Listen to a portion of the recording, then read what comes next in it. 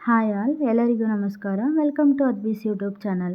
ನಾನಿವತ್ತು ಹೋಟೆಲ್ ಶೈಲಿಯ ತರಕಾರಿ ಸಾಂಬಾರನ್ನ ಹೇಗೆ ಮಾಡೋದು ಅಂತ ತೋರಿಸ್ತಾ ಇದ್ದೀನಿ. ಅದಕ್ಕೆ ಒಂದು ಕುಕ್ಕರಲ್ಲಿ 100 ಗ್ರಾಮ್ ಆಗುವಷ್ಟು ಬೇಳೆನ ತೊಳೆದು ಸ್ವಲ್ಪ ನೀರು ಹಾಕಿ ಅದನ್ನ 2 ವಿಷಲ್ ಆಗುವಷ್ಟು ಕೂಗಿಸ್ಕೊಳ್ಳೋದಕ್ಕೆ ಇಟ್ಟಿದ್ದೀನಿ. ಮತ್ತೊಂದು ಪಾತ್ರೆಯಲ್ಲಿ 1 ಗ್ಲಾಸ್ ಆಗುವಷ್ಟು ನೀರನ್ನು ಹಾಕಿದ್ದೀನಿ. ಅದಕ್ಕೆ 1/4 ಕಪ್ ಆಲೂಗಡ್ಡೆ, ಕ್ಯಾರೆಟ್ ಹಾಗೂ ಗೆಡ್ಡೆಕೋಸು ಮತ್ತು 1 ಕಪ್ ಆಗುವಷ್ಟು ಬೀನ್ಸ್ನ ಹಾಕ್ತಾಯಿದ್ದೀನಿ. ಇದ್ರ ಜೊತೆಗೆ 1 ಈರುಳ್ಳಿಯನ್ನು ಕಟ್ ಮಾಡಿ ಹಾಕ್ಕೊಂಡಿದ್ದೀನಿ. ಜೊತೆಗೆ 1 ಟೊಮೊಟೊನ ಸಹ ಕಟ್ ಮಾಡಿ ಇಲ್ಲಿ ಹಾಕೋತಾ ಇದ್ದೀನಿ.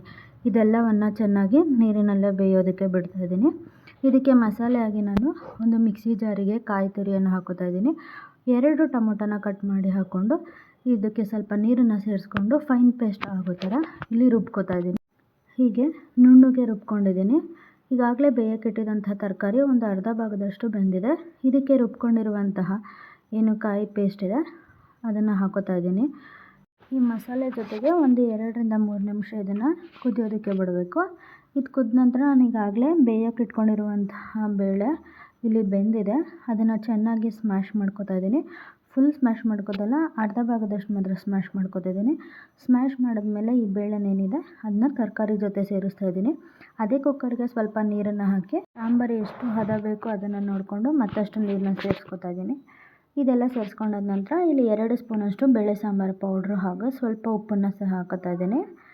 ಇದನ್ನು ಹಾಕ್ಕೊಂಡು ಚೆನ್ನಾಗಿ ಮಿಕ್ಸ್ ಮಾಡಿಕೊಂಡು ಕುದಿಯೋದಕ್ಕೆ ಬಿಡಬೇಕು. ಇದು ಕುದಿ ಬರುವಾಗ ಒಗ್ಗರಣೆಗಾಗಿ ಇಲ್ಲಿ ನಾನು ಒಂದು ಚಿಕ್ಕ ಪ್ಯಾನ್ಗೆ ಎಣ್ಣೆನ ಹಾಕ್ಕೊಂಡು ಸ್ವಲ್ಪ ಸಾಸಿವೆನ ಹಾಕೋತಾ ಇದ್ದೀನಿ. ಈ ಸಾಸಿವೆ ಚೆನ್ನಾಗಿ ಸಿಡಿದ ನಂತರ ಇದಕ್ಕೆ ಒಂದು 5ರಿಂದ 6 ಎಸಳು ಬೆಳ್ಳುಳ್ಳಿಯನ್ನು ಹಾಕೋತಾ ಇದ್ದೀನಿ. ಒಂದು 2ರಿಂದ 3 ಒಣಮೆಣಸಿನ್ಕಾಯಿನ ಕಟ್ ಮಾಡಿ ಹಾಕ್ಕೊಂಡಿದ್ದೀನಿ.